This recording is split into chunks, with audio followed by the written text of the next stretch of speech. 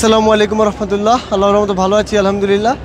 এই মুহূর্তে অবস্থান করতেছি মসজিদুল নববীতে এবং আপনারা অনেকেই আপনাদের সালাম পৌঁছানোর দায়িত্ব আমাকে দিয়েছিলেন। সে বাংলাদেশ থেকে আপনারা অনেকেই বলেছেন আপনারা সালামটা যেন প্রিয় নবীর রওজাতে পৌঁছিয়ে দেয় এবং এই মুহূর্তে আমি অবস্থান করতেছি প্রিয় নবীর একদম আমাদের পিছনেই এই সবুজ গম্বুজটি দেখা যাচ্ছে।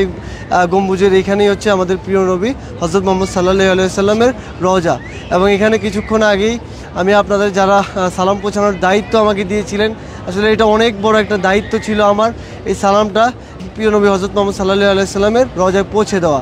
এবং আলহামদুলিল্লাহ কিছুক্ষণ পূর্বে আমি আপনাদের সকলের সালামটা আমি প্রিয় নবীর রওজায় পৌঁছিয়ে দিয়েছি এবং আমি এখন নিজে অনেক শান্তি মনে করতেছি। আসলে এটা অনেক নিজের প্রতি একটা ভারের মতো লাগতেছিল যে যখন আপনাদের সালামটা পৌঁছে দিব এই ভারটা কমে যাবে এবং এখন অনেক শান্তি লাগছে আপনাদের সালামটা আমি পৌঁছতে পারলাম। এবং এই যেই সবুজ গম্বুজটি দেখতে পাচ্ছেন এই গম্বুজের নিচেই কিন্তু আমাদের প্রিয় নবীর রওজা, প্রিয় নবী হযরত মুহাম্মদ সাল্লাল্লাহু আলাইহি ওয়াসাল্লামের রওজা হচ্ছে এই সবুজ গম্বুজের নিচে।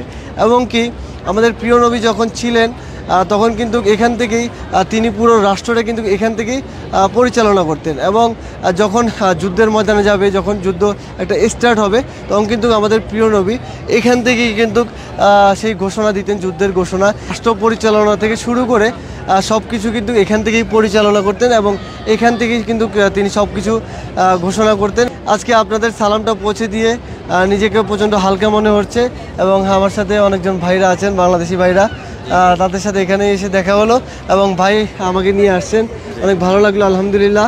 আর মনটা অনেক হালকা লাগতেছে আলহামদুলিল্লাহ।